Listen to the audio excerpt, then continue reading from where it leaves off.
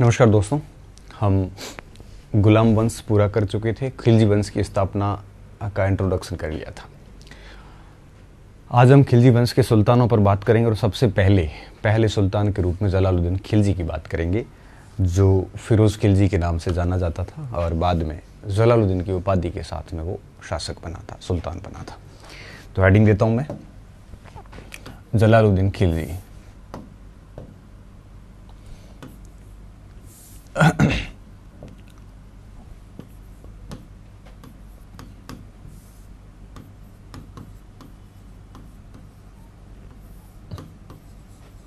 ये सबसे वृद्ध शासक था, 70 वर्ष की उम्र में शासक बना था।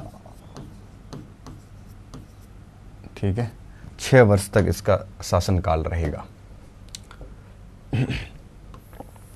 जलालुद्दीन खिलजी। ठीक है, अब इसमें पहले तो हम परिचय कर लेते हैं और उसके बाद में फिर इसकी प्रशासकीय नीति देखते हैं,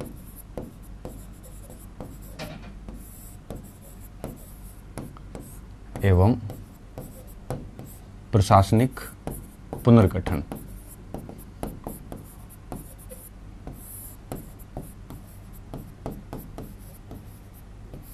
ठीक है, फिर देखते हैं विद्रोह राज्य में कौन कौन से हुए एवं सैन्य अभियान।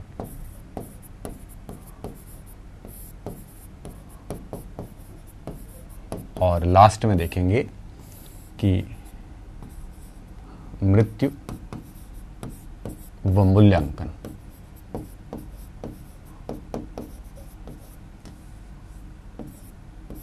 ठीक है, तो 4 आयामों पर हम बात करेंगे। सबसे पहले हम इंट्रोडक्शन पे बात करते हैं। ठीक है, वैसे इंट्रो हमने काफ़ी कुछ कर लिया है, उसमें खिलजी वंश की स्थापना में भी और कैकोबाद की उम्र के अंदर भी कुछ बातें रही हुई है। तो 70 वर्ष की अवस्था में क्यूमर्स की हत्या करके इसने राजगद्दी प्राप्त करी और फिर दिल्ली में प्रवेश नहीं किया, क्योंकि इतना साहस जुटा नहीं पाया था, क्योंकि राज हत्या का इसके ऊपर सीधा सा कलंक था।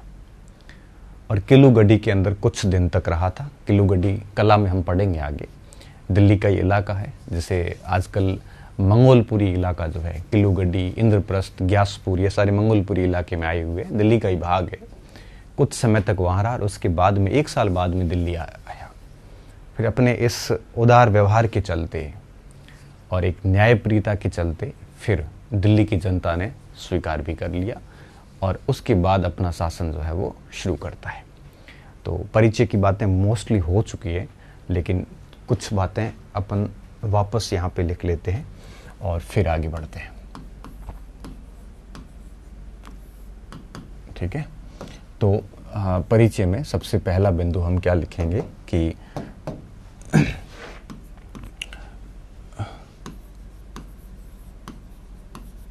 क्यूमर्स की मृत्यु के बाद, मृत्यु भी या हत्या की, अब ये बातें जो है वो अपने को ध्यान रखने की भी नहीं है, क्योंकि शोध का विषय है। कोई कहता है कि कारागृह में डाल दिया और फिर मार दिया, कोई कहता है कि कारागृह में उसकी स्वतः ही मृत्यु हो गई थी। ठीक है, कि मृत्यु के बाद 70 वर्षीय सबसे वृद्ध सुल्तान था ये, सबसे वृद्ध सुल्तान। ठीक है, दिल्ली सल्तनत का सबसे वृद्ध सुल्तान माना जाता है इसको, माना क्या जाता था भी। 70 वर्षीय फिरोज खिलजी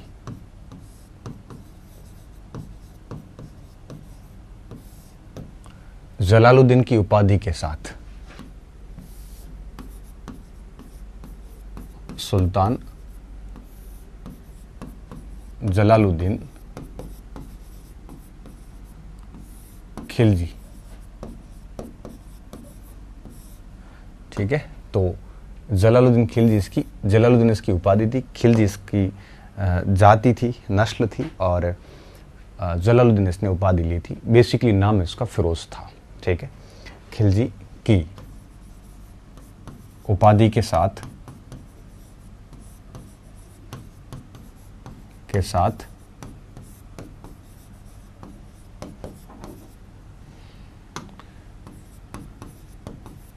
किलूगढ़ी, दिल्ली में है यही, किलूगढ़ी में 1290 को, या इसको अपन तारीख अगर याद रखने की ज़रूरत नहीं, थोड़ा सा महीना अगर याद हो तो ठीक है, ठीक है। अब ये कहिए कि जून 1290 को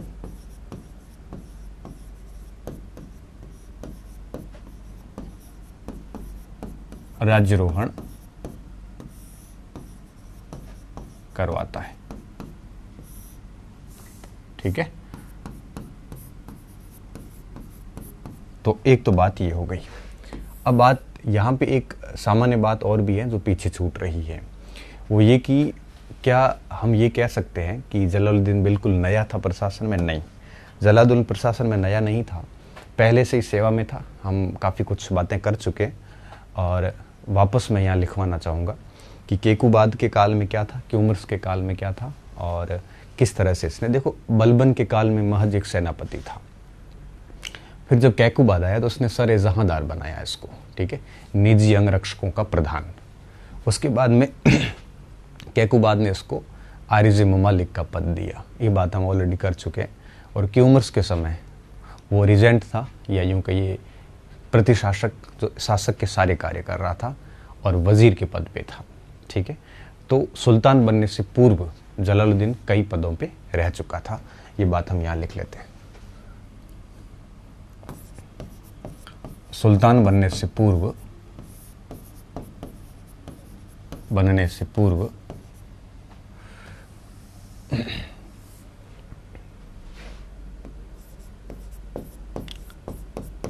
सुल्तान बनने से पूर्व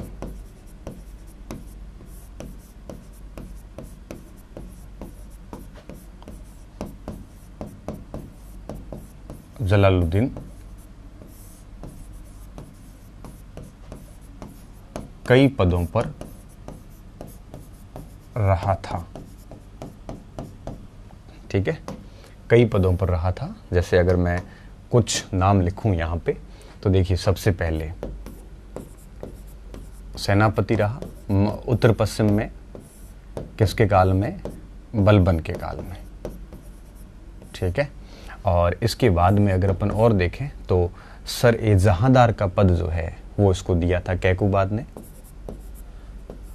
सर ए जहांदार। इसका मतलब होता है अंगरक्षकों का प्रधान,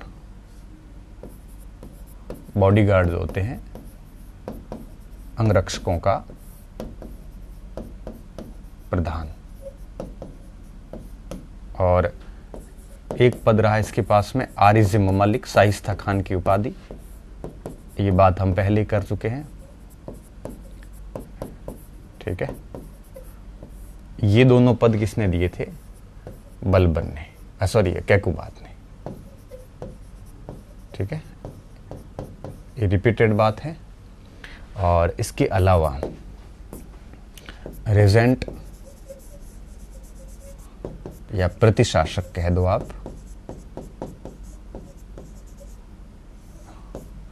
या इसको आप वजीर कह दो, ये पद रहा है इसके पास क्यूमर्स के काल में, ठीक है। तो ये सारे पद सुल्तान बनने से पहले भी इसने जो है वो आपके संभाले थे, और इन सारे पदों पर रहते हुए इसको ऑलमोस्ट प्रशासन की सारी जानकारियां जो है वो हो चुकी थी, ठीक है। अब बात ये आती आप हमने ये जगह खाली क्यों रखी है, तो अब आपके मन में एक सवाल आ रहा होगा कि इसको किलूगढ़ी के अंदर राज्याभिषेक करवाने की ज़रूरत कैसे पड़ी। बहुत सामान्य बात है कि दिल्ली की जनता स्वीकार करेगी कि नहीं करेगी, भय था, क्योंकि बलबन की मृत्यु के बाद में काफ़ी एक क्षोभ भी था, दुख था दिल्ली की जनता को। तो ऐसी स्थिति में इसको डर था कि कहीं अमीर वगैरह सब मेरे खिलाफ न हो जाए, इसलिए किलूगढ़ी में रहा। लेकिन एक साल बाद में इसके शासन की, इसकी जो लोकप्रियता, न्यायप्रियता थी, जनता के प्रति उदार दृष्टिकोण, ऐसी बातों के कारण फिर फखरुद्दीन ने इसको दिल्ली में आमंत्रित किया। और उसके बाद 1 साल बाद ये दौलत महल में आता है दिल्ली के अंदर। लाल महल में गया, लेकिन बलबन के सिंहासन पर कभी भी नहीं बैठा। ये कहता था कि मुझे ये सिंहासन अपनी विरासत में नहीं मिला है, इस पर बलबन के उत्तराधिकारियों का हक है, मैं एक सेवक हूँ और सेवक को सिंहासन पर बैठने का हक नहीं है। ऐसे इसका सोचना था, ठीक है। और ये इसके परिचय में इतनी बातें आएगी तो मैं ये बात यहाँ लिख लेता हूँ, ठीक है। राज हत्या का अपराध था के कारण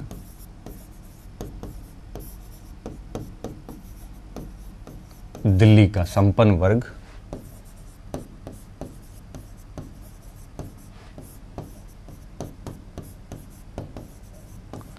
स्वीकार नहीं करेगा। इस भय से यह 1 साल किल्लूगढ़ी में रहा। यह 1 साल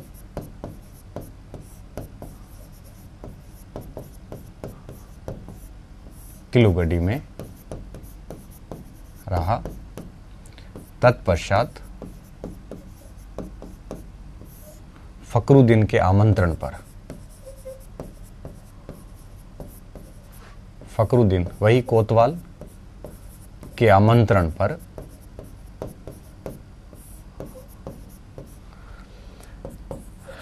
दिल्ली में प्रवेश किया।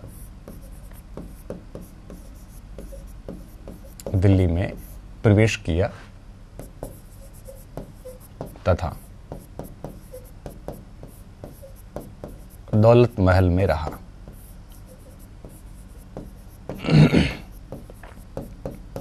ठीक है। बलबन का लाल महल देखा अवश्य, लाल महल देखा अवश्य, परंतु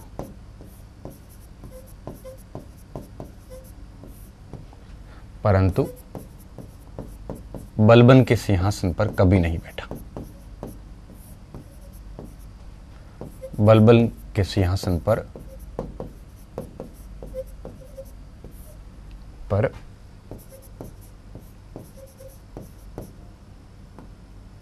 कभी नहीं बैठा।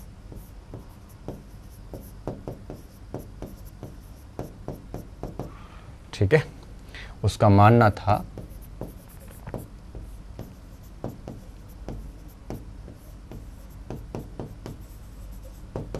सेवक को सिंहासन पर बैठने का अधिकार नहीं है, पर बैठने का अधिकार नहीं। और वो धरातल पे बैठता था अमीरों के साथ में। ठीक है। जैसे अफगानी प्रशासन की यही विशेषता थी। हाँ, तो बलबन के लाल महल को देखा, परंतु कभी भी लाल महल में उसने सिंहासन पर है वो नहीं बैठा। ठीक है। तो उसका ये मानना था। तो किल्लूगढ़ी में राज्याभिषेक कर दिया और 13 जून की बात है ये, हम डेट भी लिख सकते हैं। ठीक है, लेकिन याद रखने की जरूरत नहीं है। तो ये इन पदों पे रहा था और इस प्रकार सुल्तान बन गया। ठीक है। तो इंट्रोडक्शन में आप ये सारी बातें याद रखना, क्योंकि बहुत सामान्य बातें हैं और परीक्षा के काम की भी है। ठीक है। तो इस परिचय के बाद में फिर हम आते हैं इसकी प्रशासकीय नीति और प्रशासनिक पुनर्गठन के ऊपर। अब जैसे ही यह सुल्तान बना, तो सुल्तान बनने के ऊपर के बाद इसके ऊपर एक दबाव था। दबाव इस बात का था कि जनता को राजी भी करना था, अमीरों के साथ भी बैलेंस बना के रखना था, क्योंकि वंश ही अलग था इसका। तो एक्सेप्टेंस जरूरी थी अमीरों की, नहीं तो अगर विद्रोह वगैरह हो जाता है तो दमन करना मुश्किल हो जाएगा।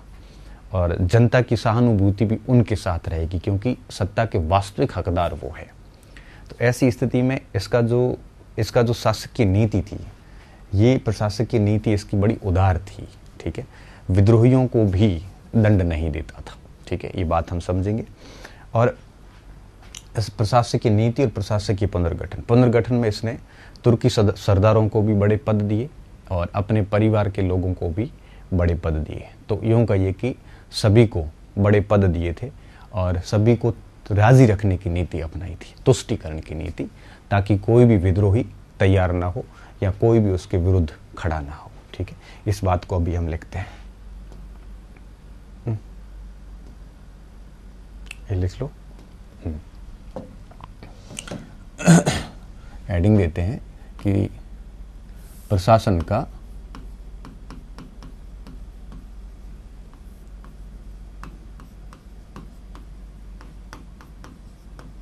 पुनर्गठन एवं शासकीय नीति। ठीक है,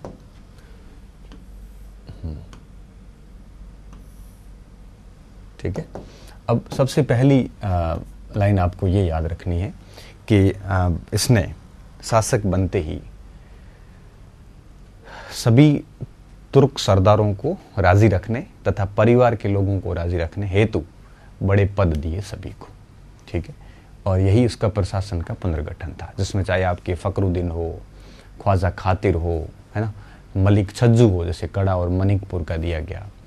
परिवार की अगर अपन बात करें तो अलाउद्दीन और मोइनुद्दीन दोनों भतीजों को बड़े पद दिए। इसके साथ साथ हाँ, अहमद चप को भी बड़ा पद दिया, बारबक का पद दिया। अपने तीनों पुत्र इख्तियारुद्दीन हो चाहे इमादुद्दीन हो, ठीक है, इन तीनों को बड़ी बड़ी उपाधियां दी, चाचा को भी उपाधि दी। इस तरह से इसने प्रशासन का पुनर्गठन करके तुर्क सरदारों को तुष्टिकरण किया और परिवार को भी बड़े पद दिए, ताकि परिवार भी नाराज ना हो और तुर्क सरदार भी नाराज ना हो। ठीक है, तो लिखते हैं इस बात को। सुल्तान बनने के उपरांत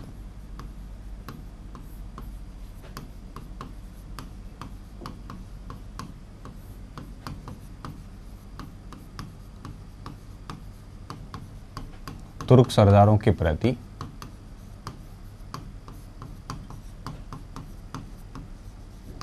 तुष्टिकरण की नीति। तुष्टिकरण का मतलब है एपीजमेंट, का मतलब होता है खुश रखने की नीति, सामने वाले को राजी रखना। तुष्टिकरण की नीति अपनाते हुए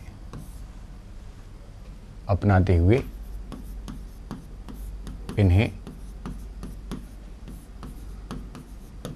बड़े पद दिए, साथ ही साथ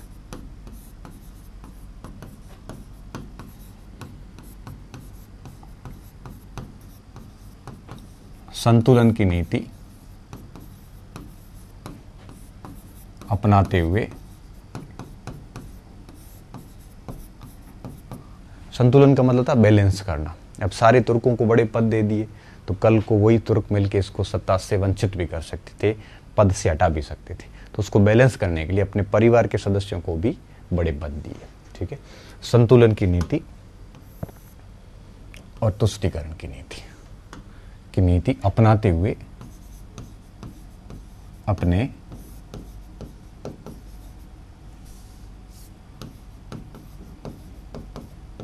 परिवार को भी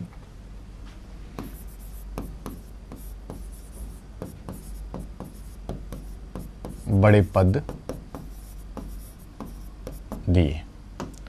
ठीक है, तो अब देखिए किसको क्या पद दिया, ये देखिए।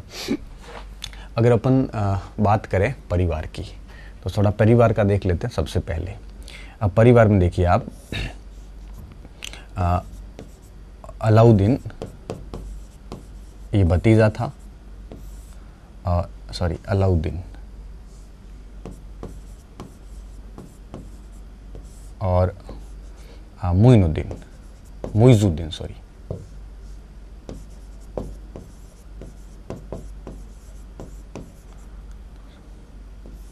ठीक है, मुइजुद्दीन को आपको पता होगा अल्मास बेग भी कहते हैं। ये वही व्यक्ति था जब अलाउद्दीन ने कड़ा अभियान किया, देवगिरी का अभियान किया। उसके बाद में एक अल्मास बैग के जरिए एक जाली एक यूं कहिए कि लेटर लिख के और एक बड़ा कुटिल भाषा में लेटर लिख के और जलालुद्दीन को भेजा था। उसको अपन आगे जाके समझेंगे भी। और इसको आखुर बेग और अमीर तुजुक की उपाधियां दी। अमीर ए उपाधि क्या, पद, तुजुक का पद इसको दिया और इसे आखुर बेग का पद दिया। ठीक है, अमीर तुजुक और आखुर बेग। इसके अलावा एक इसका और था, हाँ, 3 पुत्र थे इसके। 3 पुत्र में सबसे बड़ा था इख्तियारुद्दीन। इख्तियारुद्दीन को खान खाना की उपाधि दी थी। और ये व्यक्ति बाद में उत्तर पूर्व में जाता है और सिद्दी मौला का शिष्य बन जाता है। और सिद्दी मौला की जब इसने हत्या करवा दी जलालुद्दीन ने, उसके बाद रहस्यमय तरीके से इसकी भी मौत हो गई थी। ठीक है, इख्तियारुद्दीन, इसे ये ज्येष्ठ पुत्र था और खान खाना की उपाधि दी। ठीक है, और दूसरा था आपके हिसामुद्दीन। ये दूसरा पुत्र था और उसको अरकली खान की उपाधि दी थी। हिसामुद्दीन यही व्यक्ति था जिसने मंगोलों को पराजित किया था। कई मंगोलों को इसने इस्लाम में कन्वर्ट करवाया, जो 9 मुसलमान कहलाए। आगे हम पढ़ेंगे उसको। ये वही अरकली खान है जिसने यूं कहिए कि मलिक छज्जू के विद्रोह का भी दमन किया था। अरकली खान काफ़ी योग्य था। ठीक है, तो और युवराज भी वही था। ये दूसरे नंबर का पुत्र था।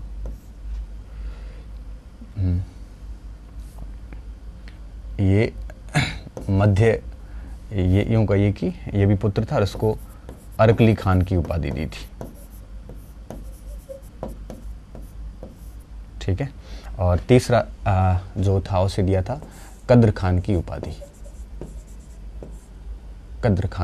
थी। ये सबसे छोटा पुत्र था,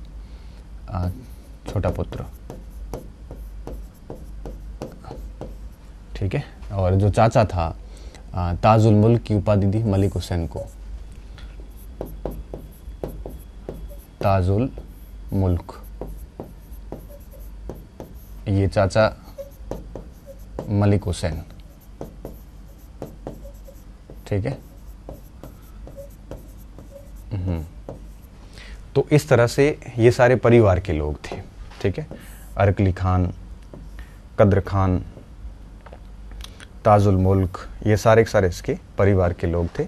और ये तीनों पुत्र थे। और ये एक मिनट, ये नहीं, ये तीनों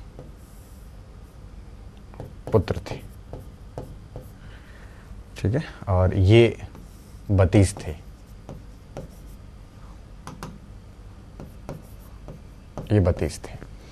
अब ये तो थे वो लोग जो परिवार से संबंधित थे। दूसरे कुछ बड़े पद दिए, जैसे फखरुद्दीन को कोतवाल बनाया, दिल्ली का कोतवाल, पुलिस का प्रधान आप कह सकते हो। ख्वाजा खातिर, इसको वजीर रहने दिया।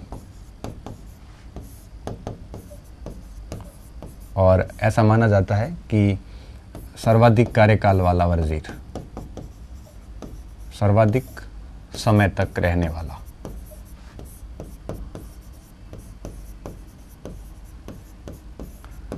पूरे सल्तनत में सबसे अधिक समय तक वजीर कौन रहा था? ख्वाजा खातिर रहा था। ठीक है, ये 2 पद।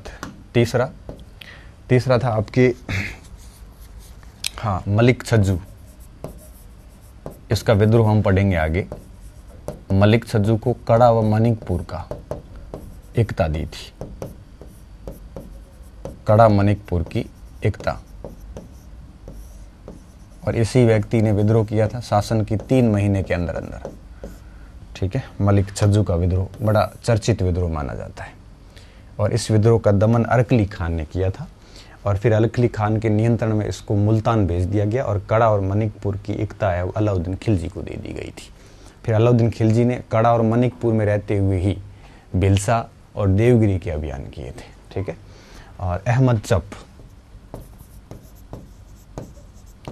ये वही व्यक्ति था जो कैकुबाद के समय से ही इसके साथ में था। इसने षड्यंत्रों की जानकारी दी थी, कत्सन और सुरखा के षड्यंत्र की जानकारी। इसको बारबक की उपाधि दी थी।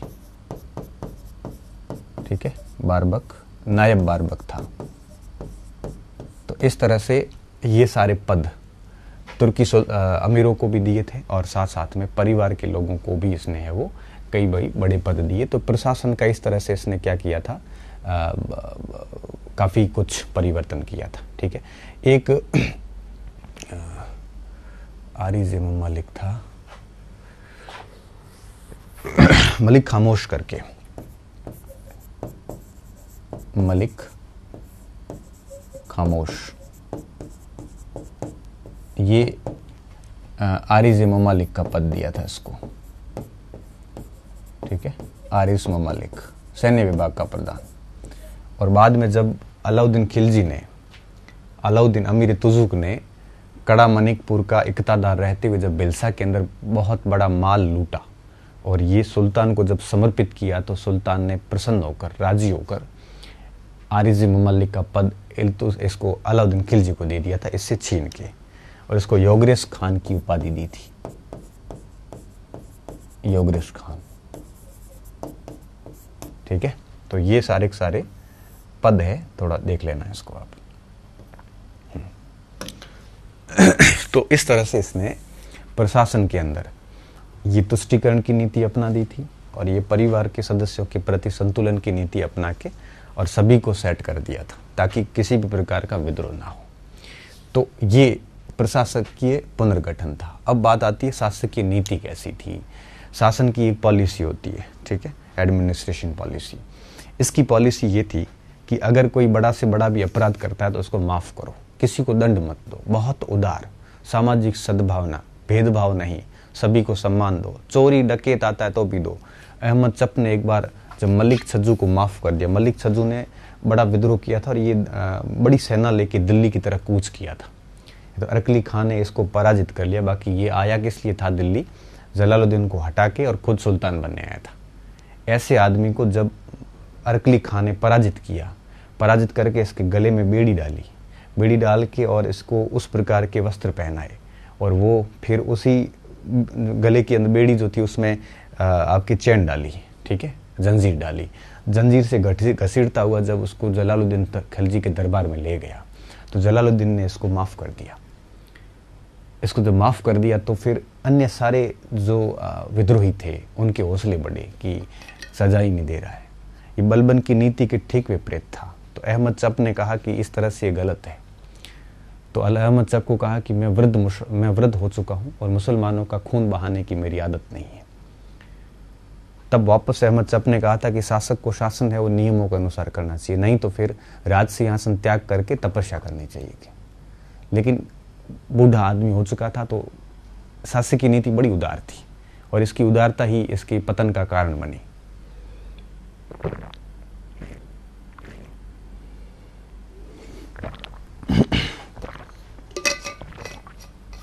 ठीक है, मैं शासकीय नीति पे आ रहा हूं।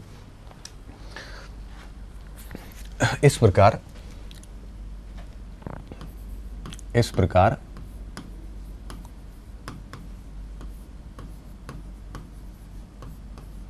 सभी वर्गों को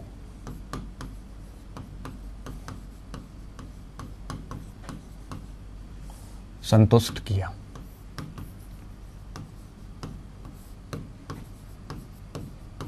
इसकी शासकीय नीति की प्रमुख विशेषता इस प्रकार थी।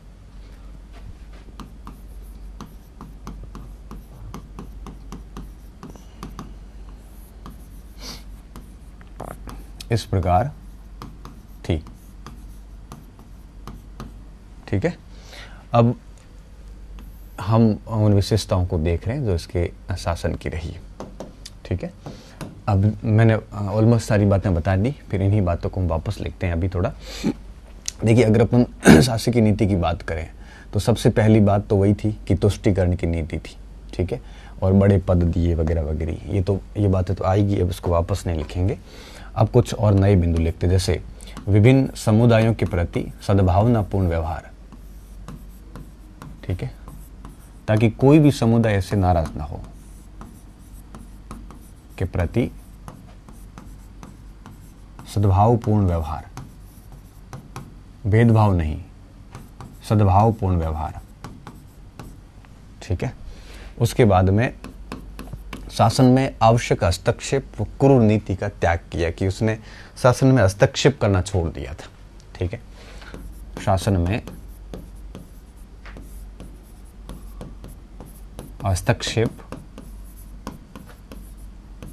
व क्रूर नीति का त्याग। ठीक है, बिल्कुल हस्तक्षेप छोड़ दिया और क्रूरता का त्याग कर दिया। चोरों और ठगों के साथ भी उदार व्यवहार,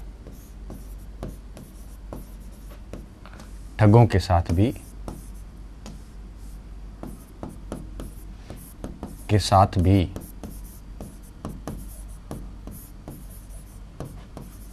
उदार व्यवहार। ठीक है, और इसके अलावा देखें तो विद्रोहियों के प्रति भी उदार व्यवहार। जो राज्य के विद्रोही थे, जैसे एक मिनट,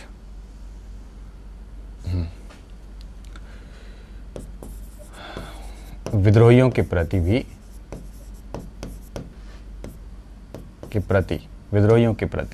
विद्रोहियों में जैसे मलिक छज्जू था, मैं उसको आगे समझाता हूं आपकी। तो इसके प्रति, ऐसे व्यक्तियों के प्रति जो शासन हड़पने के चक्कर में था, ऐसे के प्रति भी उदार व्यवहार है।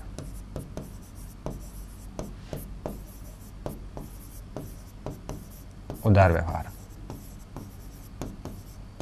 ठीक है, तो आप ये समझिए कि ये जो उदारता थी, ये उदारता कहीं न कहीं उसके पतन का कारण बनी। ठीक है, अब मलिक छज्जू के संबंध में जब अहमद चप ने क्या कहा था, अहमद चप ने कहा था कि विद्रोहियों से आप कम से कम थोड़ा कठोरता से निपटिए, नहीं तो क्या एक विद्रोही से आप कठोरता से नहीं निपटोगे तो कई सारे विद्रोही शासन के खिलाफ आवाज उठाएंगे और फिर इन सभी का दमन करने में काफ़ी स्रोतों की हानि हो जाती है। ठीक है, क्योंकि कई सारे सेना लगानी पड़ती है, खर्चे होते हैं। इससे अच्छा है कि किसी को एक अगर आंदोलन करता है तो उससे बहुत कठोरता से निपटना चाहिए। बलबन वाली नीति की बात हो रही थी यहाँ पे। तो अहमद चप ने क्या कहा था, अहमद चप ने विद्रोहियों के साथ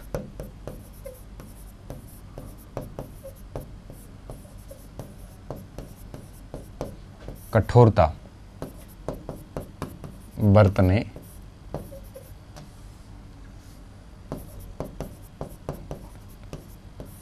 का सुझाव दिया था, परंतु सुल्तान ने यह कहते हुए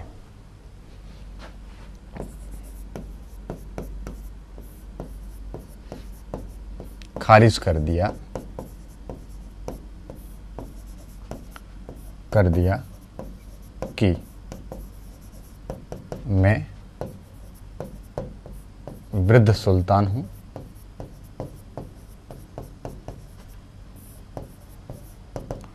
और मुसलमानों का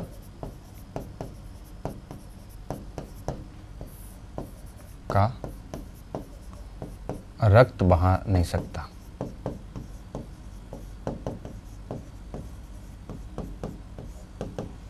ठीक है, मैं वृद्ध सुल्तान हूं और मुसलमानों का रक्त बहा नहीं सकता। तब अहमद चप ने क्या कहा था,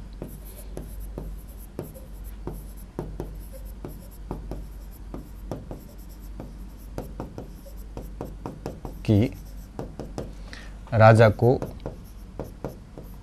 नियमानुसार राज्य करना चाहिए, नियमानुसार शासन चलाना चाहिए,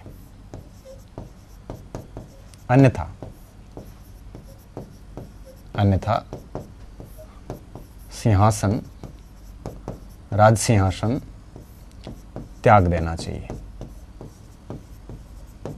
सिंहासन त्याग देना चाहिए। ठीक है, तो कुल मिला के बहुत उदार शासक था। और इसकी उदारता को एस.आर. शर्मा क्या लिखते हैं, एस.आर. शर्मा लिखते हैं कि बहुत ही कृपालु शासक था, इस टाइप से। एक मिनट,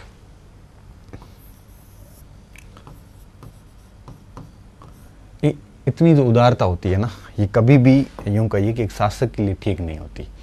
एक तो बड़े पद दे दिए और दूसरा इन्होंने जो है वो इस प्रकार से उदारता रखती। उक्त उदारता को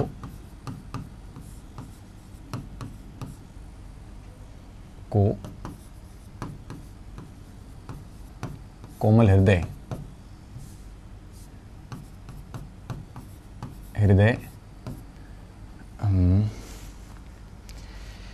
एस.आर. शर्मा और कृपालु व्यक्ति रॉय ने कहा था। ठीक है, कहा था कि इस टाइप का ये व्यक्ति था, कैसा, कृपालु, कोमल हृदय, जैसा शासक को होना नहीं चाहिए वैसा ये व्यक्ति था। ठीक है, तो इस तरह से इसकी जो शासक की नीति थी, ये कहीं ना कहीं जो विरोधी थे, जो विद्रोही थे, जो शासन के खिलाफ लोग थे, उन लोगों के लिए एक प्रेरणा का काम कर रही थी। उनको पता था कि शासक जो है वो कठोर सजा देगा नहीं, और निश्चित तौर पे उसका फ़ायदा इन लोगों ने लिया था।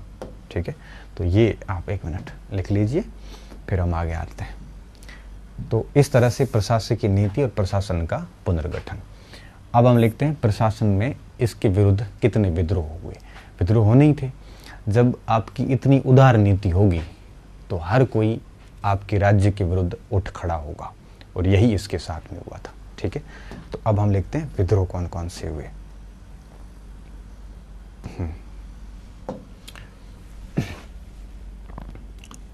इस अवधि के विद्रोह,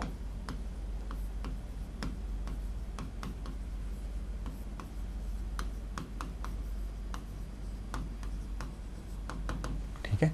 इस समय एक विद्रोह बड़ा महत्वपूर्ण है, मलिक छज्जू का विद्रोह, जिसको कड़ा और मानिकपुर का इक्तादार बनाया गया था। और मलिक छज्जू ने एक सेना बनाई और कड़ा मानिकपुर अवध के पास में, इलाहाबाद के पास में, और यहाँ से सेना लेके दिल्ली कूच करता इस उद्देश्य के साथ कि जलालुद्दीन खिलजी की हत्या करके वो सुल्तान बन जाएगा। इस बात की जब सूचना मिली तो जलालुद्दीन ने अरकली खान को भेजा रोकने के लिए इसको। अरकली खान ने दिल्ली में घुसने से पहले ही मलिक छज्जू को पराजित किया, और पराजित करने के बाद में कैद करके और सुल्तान के समक्ष प्रस्तुत किया, परंतु सुल्तान ने उसको माफ़ कर दिया और अरकली खान के नियंत्रण में उसको मुल्तान भेज दिया। अरकली खान के पास में मुल्तान का पूरा क्षेत्र था मंगोलों की सुरक्षा के लिए। और फिर कड़ा और मानिकपुर की जो इक्तेदारी थी वो अलाउद्दीन खिलजी को दे दी गई।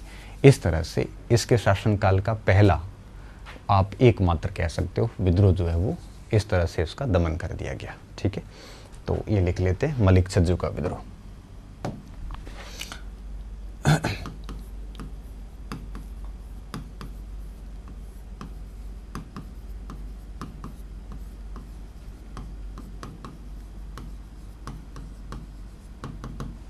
ठीक है, मलिक छज्जू का विद्रोह।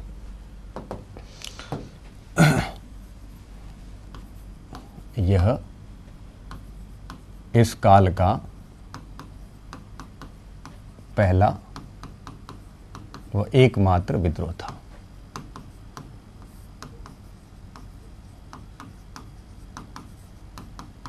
पहली बात। दूसरी बात, मलिक छज्जू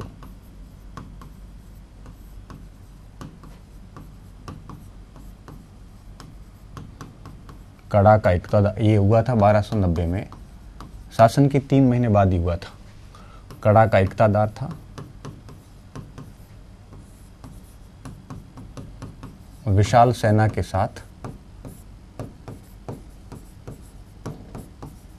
साथ दिल्ली कूच करता है। उद्देश्य क्या था? सुल्तान को मारकर और सुल्तान बनना। ठीक है, दिल्ली कूच करता है। यहां पे बरनी क्या लिखता है कि चींटियों व टिड्डियों की तरह सेना लेके निकला, लेके गया।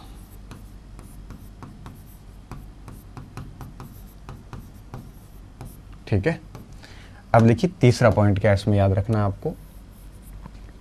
दिल्ली पहुंचने से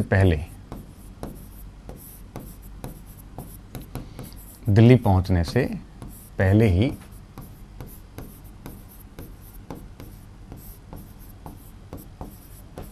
अरकली खान ने, ये सेकंड पुत्र था किसका?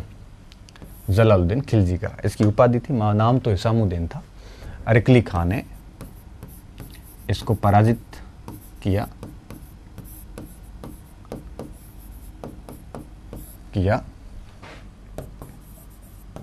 तथा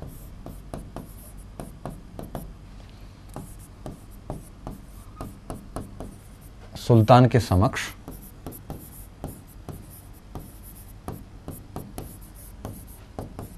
प्रस्तुत किया, परंतु सुल्तान ने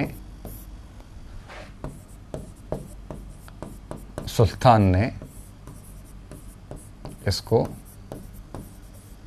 क्षमा कर दिया।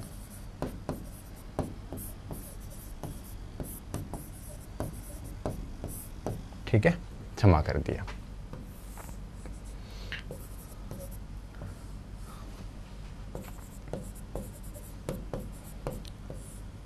इस साहसिक अभियान के बाद, इस सफलता के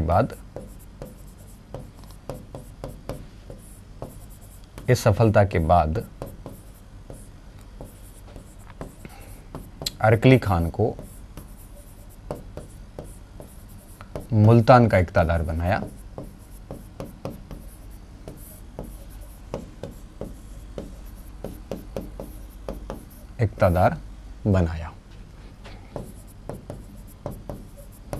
तथा मलिक छज्जू को इसके नियंत्रण में रखा।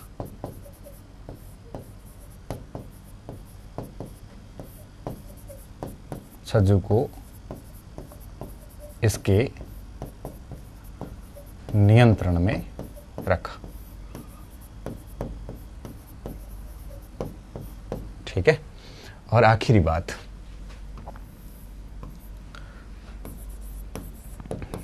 कड़ा व मानिकपुर की एकता अब अलाउद्दीन खिलजी को दे दी, खिलजी को प्रदान की। ठीक है, और खिलजी ने फिर यहीं पर रहते हुए यूं कहिए कि देवगिरी, बिलसा, ये सारे अभियान इसने यहीं से संचालित किए थे। ठीक है, तो इस तरह से खिलजी को प्रदान किया। ठीक है, हाँ, बस इतनी सी बात आपको ध्यान रखनी है।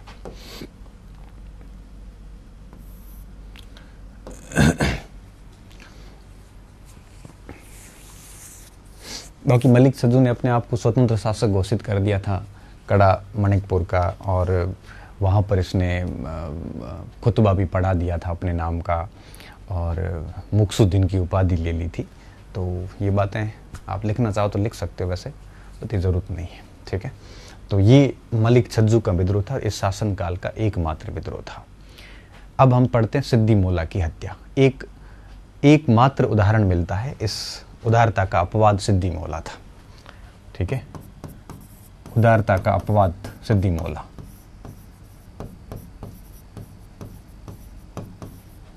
अब ये क्या था, मैं अभी आपको समझाता हूं।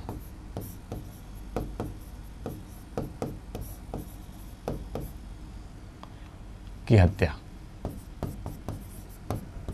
ठीक है, इस बात को हम अभी समझते हैं यहां पे। ठीक है, तो ये मलिक सज्जू का विद्रोह। अब दूसरे नंबर पे हम आते हैं सिद्धि मौला की हत्या क्यों की गई और ये षड्यंत्र। ठीक है, आप इसको लिखिए, मैं स्लाइड चेंज कर रहा हूं।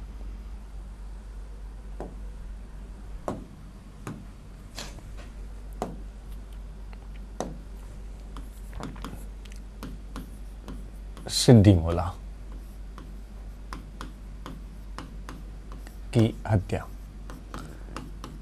विद्रोह इसलिए नहीं था ये कि इसने वैसे कोई विद्रोह किया भी नहीं था, ये महज एक गलत फहमी में की गई हत्या थी, जिसे बर्नी खुद लिखता है कि ये अन्यायपूर्ण हत्या थी, जलालुद्दीन काल की एकमात्र हत्या कह सकते हो आप इसको। बेसिकली था क्या कि सिद्धि मौला एक ईरानी व्यक्ति था, का ईरान के मूल का निवासी था, और यह इधर आ गया था उत्तर पश्चिमी भारत में, और मुल्तान के निकट अजोधन में शेख फरीद नामक सूफी संत का शिष्य बन गया था। उसी खानकाह में रहता था। बड़ा मितव्ययी था, जितने भी धन आता था जनता से वो सारा जनता में बांटता था और लोक कल्याणकारी कार्य में संलग्न रहता था। और इस कारण इसके खानकाह में लगातार भीड़ बनी रहती थी और बड़ी संख्या में लोग आते थे। तो ऐसी स्थिति में अरकली खान को डाउट हो गया था कि कहीं ये षड्यंत्र करने की कोशिश तो नहीं कर रहा कोई। 10-10 हजार लोगों का जमावड़ा रहता था। इवन खान खाना जो इख्तियारुद्दीन था, ज्येष्ठ पुत्र जलालुद्दीन खिलजी का, वो इसका शिष्य बन गया था। अरकली खान इसको पसंद नहीं करता था, और इसके बाद इस पर एक हत्या का षड्यंत्र लगा, हत्या के षड्यंत्र का आरोप लगा, और फिर इसकी हाथियों से कुचलवा कर अरकली खान ने इसको मरवा दिया। तो जलालुद्दीन खिलजी के काल की ये एक हत्या थी। इसे अन्यायपूर्ण हत्या कहता है बर्नी, और बर्नी लिखता है कि इसकी हत्या के बाद में भयंकर आंधी तूफान आए, एक सूखा पड़ा, लोग है वो यूं कहिए कि महंगाई बढ़ गई थी, किसानों के जत्थे दिल्ली पहुंचते हैं उसके बाद में, और राज्य में अव्यवस्था उत्पन्न हो गई थी। खान खाना जो बड़ा पुत्र था उसकी संदेहास्पद स्थिति में मृत्यु हो गई थी, और फिर अलाउद्दीन खिलजी ने जलालुद्दीन खिलजी को मार दिया था। तो इस सिद्धि मौला, ये दरवेश फकीर टाइप व्यक्ति था, इसकी हत्या के बाद में शासन व्यवस्था में बड़े यूं कहिए कि नकारात्मक प्रभाव देखने को मिले थे, ऐसा बर्नी लिखता है। तो ये बात हम लिख लेते हैं। यह ईरानी मूल का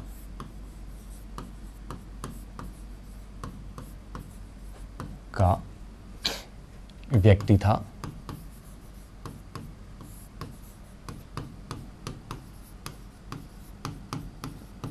अजोधन में बाबा फरीद का शिष्य बन गया था। सूफी संत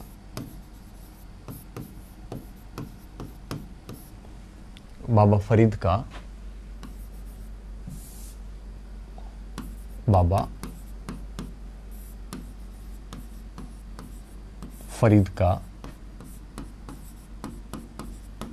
शिष्य बन गया था।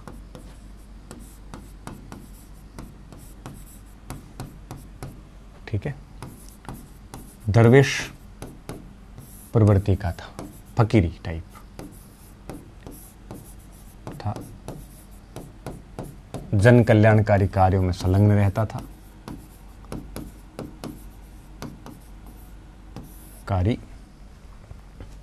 कार्यों के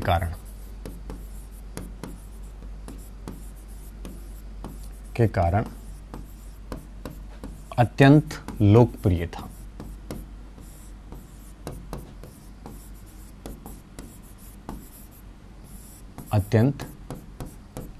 था। ठीक है। सुल्तान का पुत्र खान ए खाना ज्येष्ठ पुत्र था, बी इसका शिष्य बन गया था, बी इसका शिष्य बन गया था।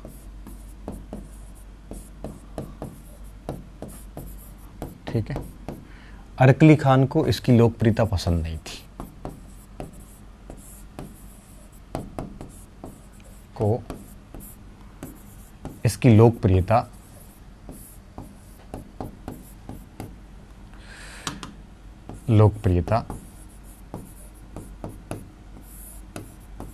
पसंद नहीं थी। ठीक है, ये बातें आपको ध्यान में रखनी है।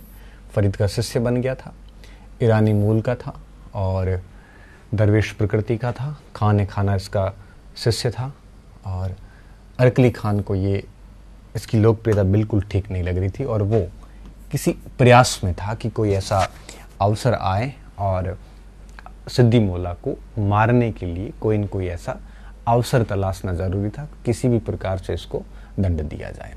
अब दो हिंदू अधिकारी थे, अथिया पायक और निरंजन कोतवाल।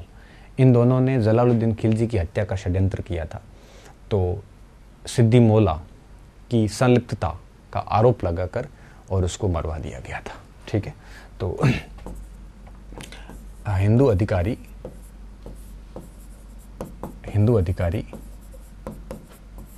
अथिया पायक तथा निरंजन कोतवाल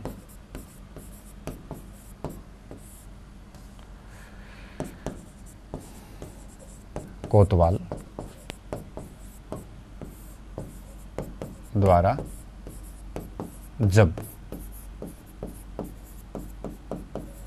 सुल्तान की हत्या का षड्यंत्र किया गया, ठीक है, जब सुल्तान की हत्या का षड्यंत्र किया गया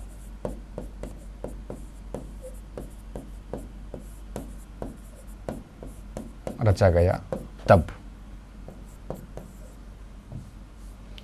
अरकली खान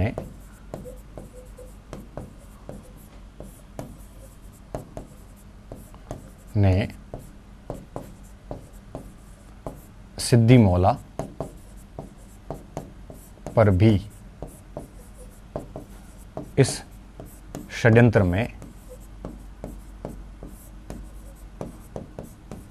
शामिल होने का आरोप लगाया।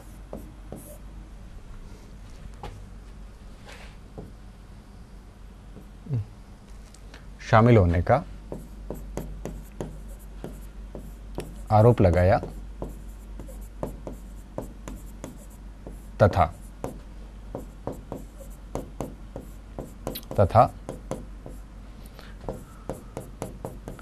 हाथियों से कुचलवाकर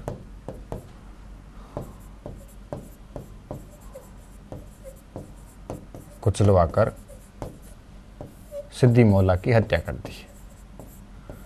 ये इस पूरे शासनकाल का एक अपवाद मिलता है, हिंसा का अपवाद। बाकी बड़ा उदार शासक था ये, और ये एक हत्या की गई, वो भी संदेह की बेस पे। ठीक है, तो इस तरह से हम क्या देखते हैं कि सिद्दी मौला की हत्या की गई। बर्नी लिखता है यह अन्यायपूर्ण हत्या थी और इस हत्या के बाद में बड़े नकारात्मक प्रभाव जो है वो प्रशासन पर पड़े थे। नकारात्मक प्रभाव में इसने कहा काल पड़ना, सूखा पड़ना, किसान आंदोलन होना और फिर ज्येष्ठ पुत्र खान ए खाना की मृत्यु होना, ये सब कुछ उसने है वो बताया था बर्नी ने। मैं इसको लिख रहा हूँ, आप इसको लिख लीजिए, स्लाइड चेंज कर रहा हूँ।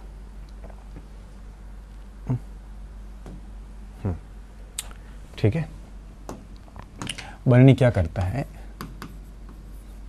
बर्नी लिखता है यह अन्यायपूर्ण हत्या थी।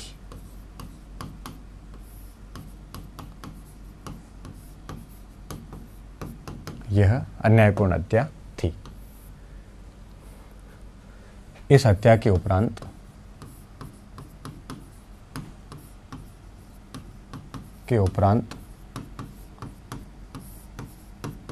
राज्य में भयंकर सूखा पड़ा।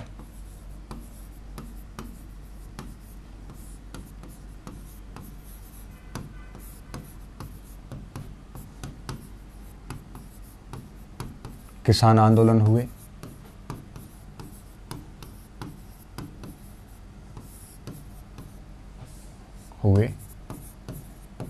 महंगाई बढ़ी।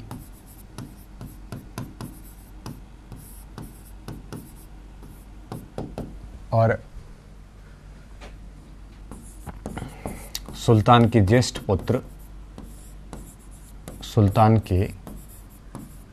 पुत्र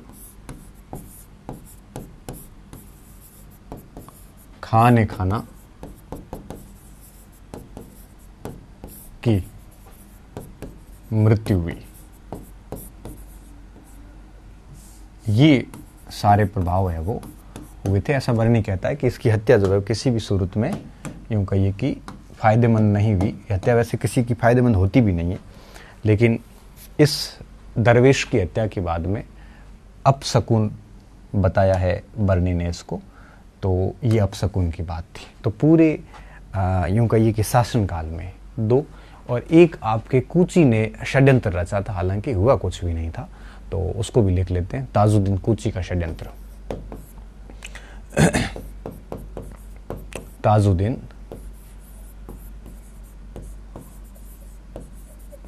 कूची का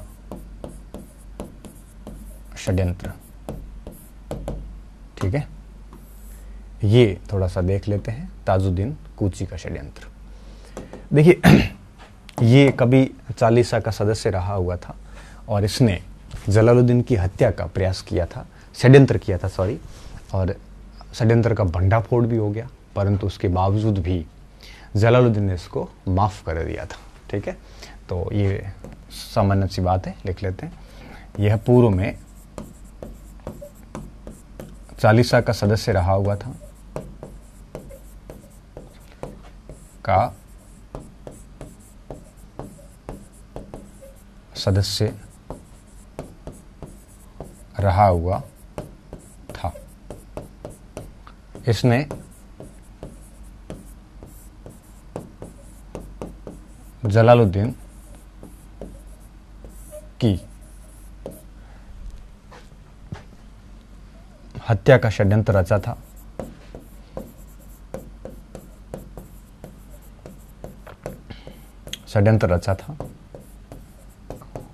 परंतु सफल नहीं हुआ।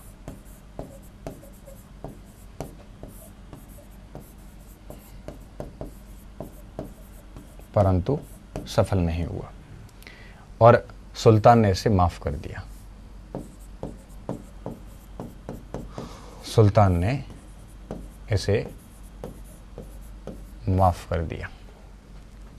ठीक है, माफ कर दिया। तो ये कूची का षड्यंत्र था। सिद्दी मौला और मलिक छज्जू का याद रखना, बाकी इतना ज़्यादा कुछ है नहीं, ठीक है। तो ये विद्रोह थे। और अब हम आते हैं कुछ सैन्य अभियान के ऊपर, जिसमें मंगोल आक्रमण, रणथंबोर पर अभियान किया, मंडोर पर किया, भिलसा पे किया और देवगिरी पे किया, ठीक है। भिलसा और देवगिरी पर अभियान जो है वो आपके किए गए थे अलाउद्दीन खिलजी के द्वारा। और रणथंबोर, मंडोर और आपके मंगोल आक्रमण, ये तीनों हुए जलालुद्दीन के नेतृत्व में, ठीक है। तो पूरे शासनकाल में कुल 5 सैन्य अभियान किए गए। सबसे पहले हम आते हैं मंगोल आक्रमण के ऊपर, ठीक है। ये इस अवधि के विद्रोह हो गए। और अब हम आते हैं इस काल के सैन्य अभियान।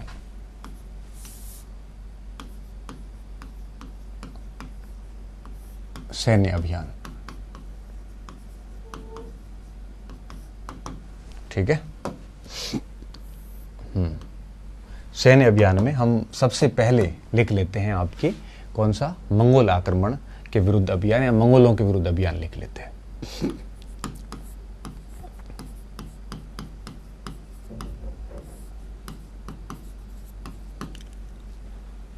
के विरुद्ध अभियान।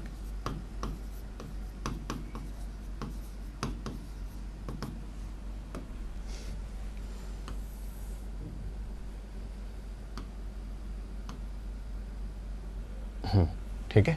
अब देखो मंगोलों ने 1291 के आसपास, ठीक है, हलाकू के पौत्र अब्दुल्ला ने और अलगू खान दोनों साथ में थे, इन्होंने दीपालपुर, मुल्तान और समाना इस क्षेत्र पर अटैक किया। लगभग 1.5 लाख की सेना थी इनके पास में, और अरकली खान को वहां नियुक्त कर रखा था मंगोलों से सुरक्षा हेतु। इस समय रामबहरी नामक स्थान पर एक युद्ध होता है और उस युद्ध में मंगोल पराजित हुए और अरकली खान विजयी हुआ। इसके बाद अरकली खान ने यूं कहिए कि कई मंगोलों को आत्मसमर्पण करवाया और मंगोलों ने अरकली खान के सामने आत्मसमर्पण किया। अलगू खान के नेतृत्व में 4000 मंगोल अरकली खान के हाथ लगे। इन सभी को इस्लाम में कन्वर्ट करवाया, क्योंकि मंगोलों का, मैंने आपको पहले भी बताया, इनका कोई धर्म नहीं था, ये कबीलाई लोग थे। और जलालुद्दीन के काल में पहली बार 4000 मंगोलों को इस्लाम में एक प्रकार से धर्मांतरित करवाया, और इस्लाम अपनाने के बाद में इनको दिल्ली लाया गया और दिल्ली में इनको मंगोलपुरी के अंदर रखा। मंगोलपुरी इसलिए कहते हैं कि मंगोलों को रखा गया था। मंगोलपुरी में 3 इलाके थे आपके, किलूगढ़ी का क्षेत्र था, ग्यासपुर क्षेत्र था, और इसके साथ साथ में यहाँ पे आपके यूँ कहिए कि जो इलाका है कौन सा, किलूगढ़ी है, ग्यासपुर है, और एक तीसरा इलाका और भी यहाँ पे। तो इस प्रकार इनको यहाँ रखा गया, और ये क्षेत्र जो था ये आज मंगोलपुरी कहलाता है। और इन मुसलमानों को नव मुसलमान कहा गया। और जब हम अलाउद्दीन खिलजी पढ़ते हैं तो उसमें पढ़ते हैं कि नव मुसलमानों का विद्रोह पढ़ते हैं हम कई बार। तो ये नव मुसलमान बेसिकली जलालुद्दीन खिलजी के काल में वो मंगोल थे जिनको इस्लाम में कन्वर्ट किया गया था। फिर सुल्तान ने अपनी पुत्री का विवाह भी अलगू खान से किया था, और इस तरह से इन्होंने युद्ध और वैवाहिक दोनों प्रकार की नीतियां अपनाई, और मंगोल आक्रमण एक बार ही हुआ था इस समय, और इस आक्रमण से यूं कहिए कि राज्य की सुरक्षा करके रखी थी। ठीक है, तो ये प्रश्न कई बार आता है, नव मुसलमान का ना जाता है कई बार। ठीक है, तो ये बात हम लिख लेते हैं। तो देखिए ऐसे आप इसको ऐसे समझिए, ये जो बॉर्डर था मुल्तान, दीपालपुर और समाना, ठीक है, यहाँ पे अटैक किया गया था। और अब आप देखिए कि 1291 में हलाकू के पौत्र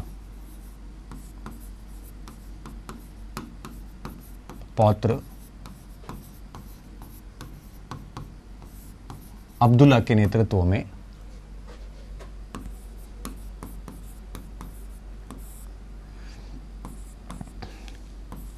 डेढ़ लाख मंगोलों ने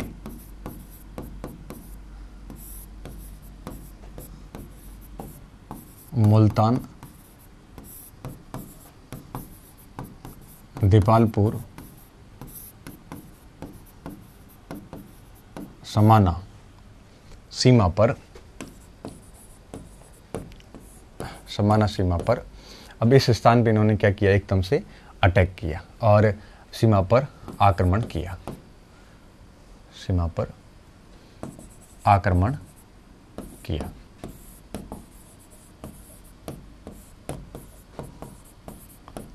बलराम के युद्ध में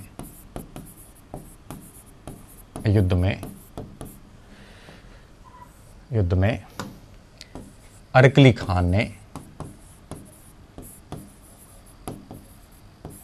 खान ने मंगोलों को पराजित किया।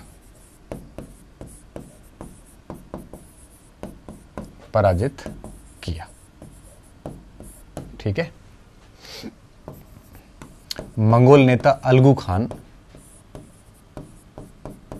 मंगोल नेता अलगू उलूग दोनों ही लिखते हैं, अलगू खान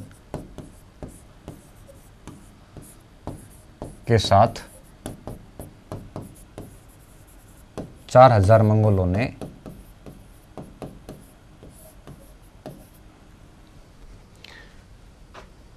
आत्मसमर्पण किया। ठीक है, आत्मसमर्पण किया। ठीक है, आत्मसमर्पण किया। तत्पश्चात इन्हें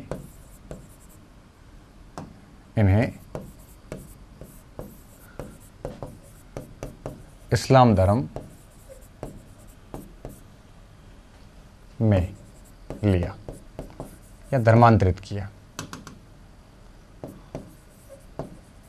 धर्मांतरित किया। ये 9 मुसलमान, हाँ एक इलाका इंद्रप्रस्थ था, है ना, किलोगढ़ी, ग्यासपुर और इंद्रप्रस्थ। तत्पश्चात ये 9 मुसलमान कहलाए। ये अलाउद्दीन खिलजी पढ़ेंगे तब 9 मुसलमानों का विद्रोह होगा एक। ठीक है, और ये 9 मुसलमान आपके बाद में कई सारे हमीर देव चौहान की सेना में भी जाते हैं और कई जगह पे अलाउद्दीन के खिलाफ लड़ते हैं बाद में। ठीक है, ये 9 मुसलमान कहलाए। क्या कहलाए? 9 मुसलमान कहलाए।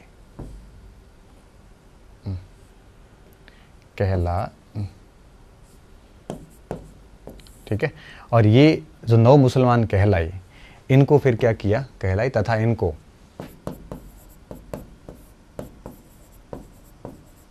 दिल्ली के निकट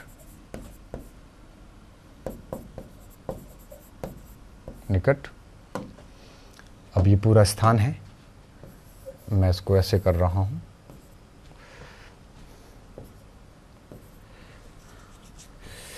ये इंद्रप्रस्थ, ठीक है, ये किलोगढ़ी, ये ग्यासपुर,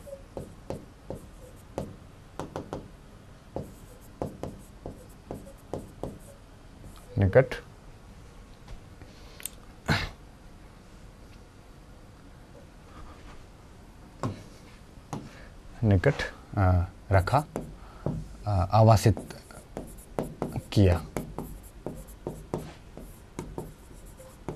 जिसे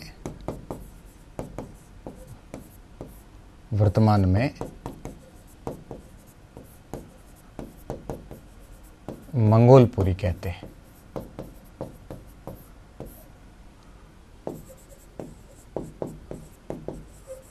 ठीक है, ये है मंगोलपुरी।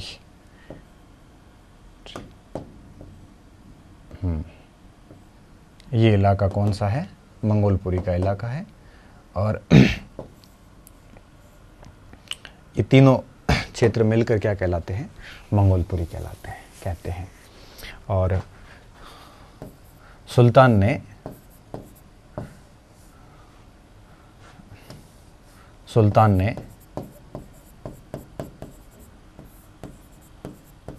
अलगू खां से अपनी पुत्री का विवाह किया।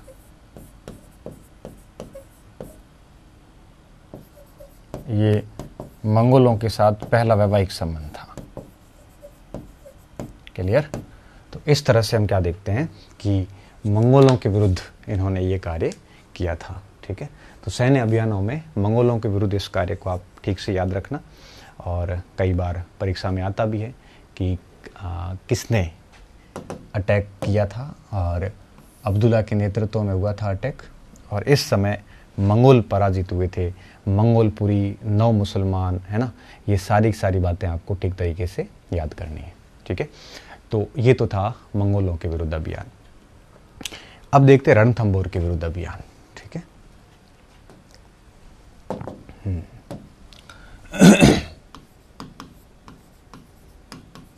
रणथंभौर अभियान।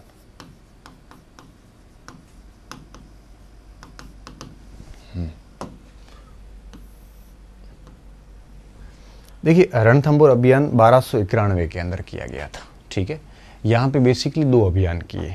मामला क्या था, मैं थोड़ा सा आपको समझा देता हूँ, फिर हम आगे बढ़ते हैं। ठीक है, जैसे ये दिल्ली है और यहाँ पे बीच में आता है रणथंभौर।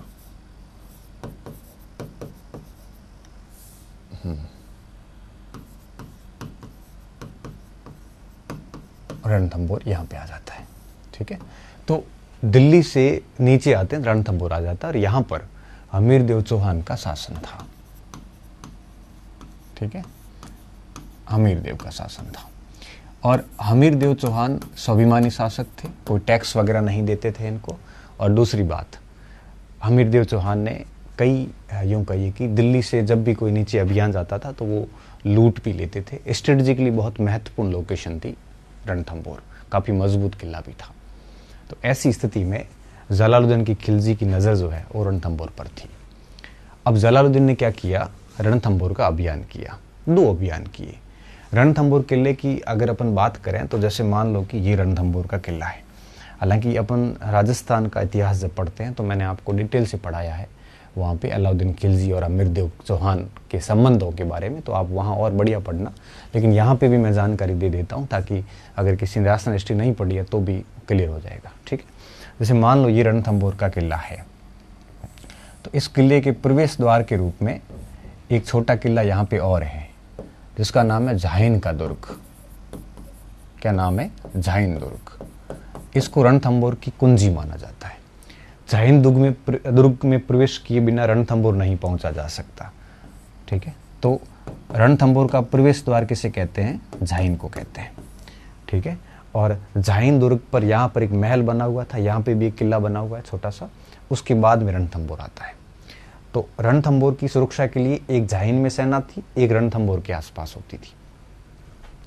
जलालुद्दीन खिलजी ने जब अभियान किया तो सबसे पहले वो झाइन पहुंचता है।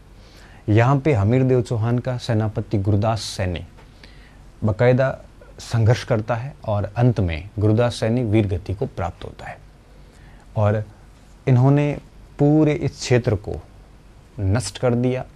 यहाँ की सारी मूर्तियाँ तोड़ दी, यहाँ की सारी कलाकृतियाँ तोड़ दी, भवन के भवन गिरा दिए और इन मूर्तियों को दिल्ली के अंदर ले गए। मस्जिदों के जो प्रवेश द्वार होते हैं वहाँ नीचे बिछा दिए ताकि लोग पैरों से उसको कुचल सके। ठीक है, और इस तरह से उन्होंने झाइन को जीत लिया। लेकिन सेना आगे नहीं जा सकी, रणथंभौर नहीं पहुंच पाई। फिर उन्होंने दूसरा और अभियान किया और दूसरे अभियान में भी उनको कोई सफलता नहीं मिली हमीरदेव चौहान के विरुद्ध। तब इसने कहा था कि रणथंभौर जैसे 10 किलों का मूल्य मैं एक सच्चे मुसलमान के बाल के बराबर भी नहीं समझता हूँ। ऐसा करके इसने रणथंभौर अभियान को असफलता पूर्वक यूं कहिए कि बंद घोषित कर दिया। ठीक है, तो मिला कुछ भी नहीं लेकिन अभियान कर लिया था। ठीक है,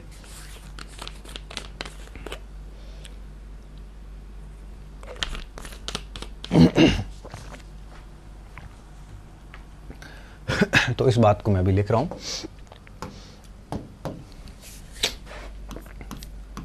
बारह सौ 91 में अब 1291 में, इसको बहुत डिटेल से हम नहीं पढ़ रहे हैं, बहुत सामान्य तौर पे पढ़ रहे हैं। 1291 में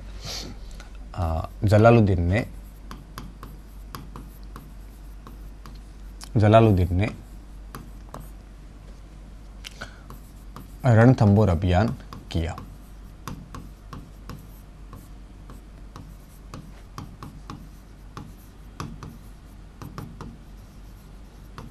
ठीक है, अभियान किया।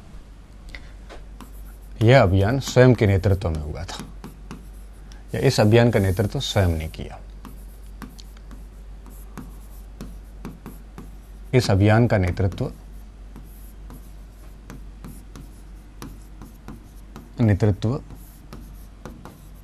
स्वयं ने किया।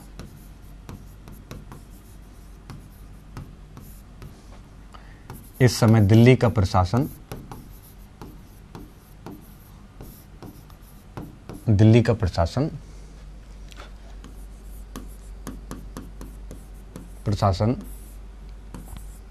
युवराज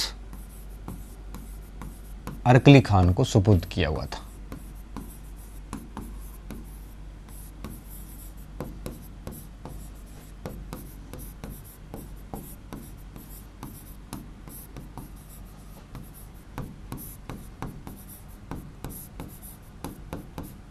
ठीक है, इस अभियान को दो भागों में बांटा जा सकता है।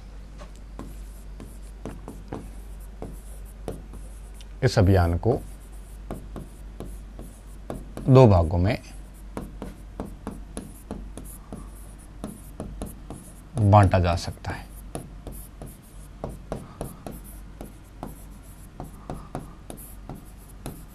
ठीक है, दो क्यों? क्योंकि पहली बार झाइन और फिर रणथंभौर पर जाने का प्रयास किया। प्रथम अभियान रणथंभौर की कुंजी, रणथंभौर की कुंजी कहे जाने वाले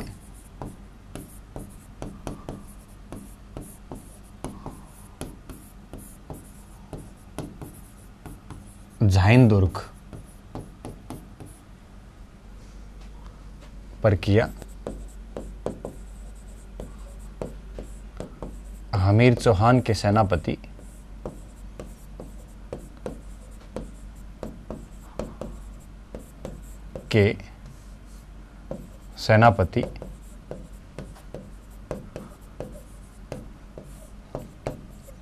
गुरदास सैनी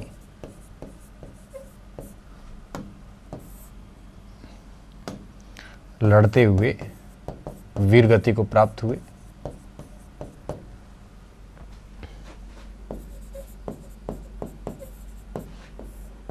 वीरगति को प्राप्त हुए। ठीक है, तुर्कों ने झाइन को लूटा, परंतु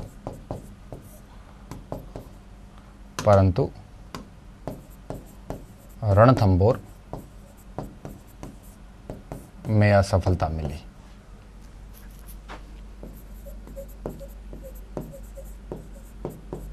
असफलता मिली।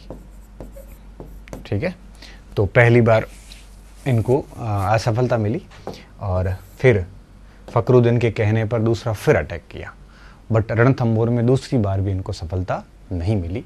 तब 10 किलो वाला स्टेटमेंट दिया और इस तरह से रणथंभौर अभियान को यहीं पे समाप्त किया इसने। आगे अलाउद्दीन खिलजी ने रणथंभौर का अभियान किया था, जिसको हम राजस्थान के इतिहास में भी पढ़ते हैं और खिलजी पढ़ते हैं, अलाउद्दीन तब भी पढ़ते हैं। ठीक है, तो मैं यहाँ सामान्य और लिख लेता हूँ दूसरा भाग इसका। 1291 में दूसरी बार और अभियान किया,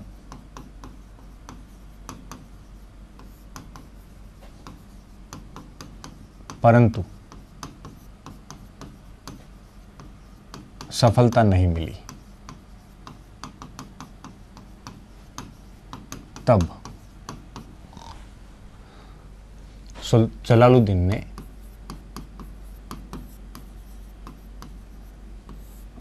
ने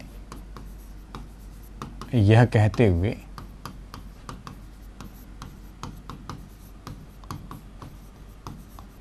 अभियान समाप्त किया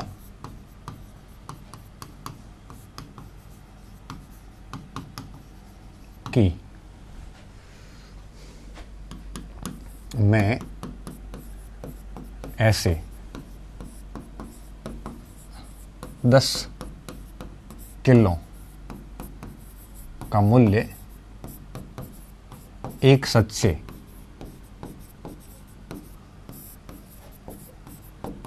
मुसलमान के बाल के मूल्य के बराबर भी नहीं मानता। अंगूर खट्टे कहने का मतलब ये था, भी नहीं मानता। ठीक है, तो ये ध्यान रखना थोड़ा सा इसका। इस तरह से प्रयास हुआ, यहाँ तक कि रणथंभौर पर दबाव डालने के लिए इन्होंने मंडोर के किले को भी अपने नियंत्रण में लिया था, लेकिन कोई फायदा नहीं मिला। ठीक है, रणथंभौर पर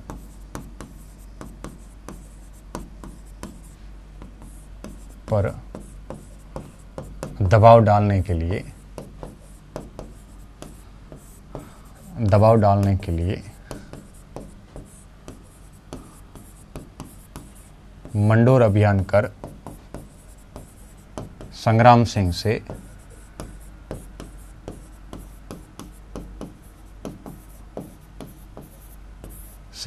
मंडोर का दुर्ग भी लिया,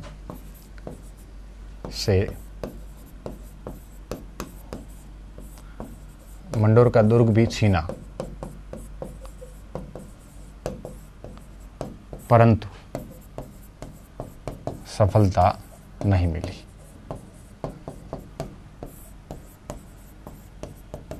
क्लियर? तो ये एक प्रकार से अभियान थे, सैन्य अभियान इसके। और अब नेक्स्ट क्लास जो हम लेंगे उसमें बिलसा और देवगिरी, क्योंकि देवगिरी के अभियान के बाद इसकी मृत्यु हो जाएगी, फिर मूल्यांकन।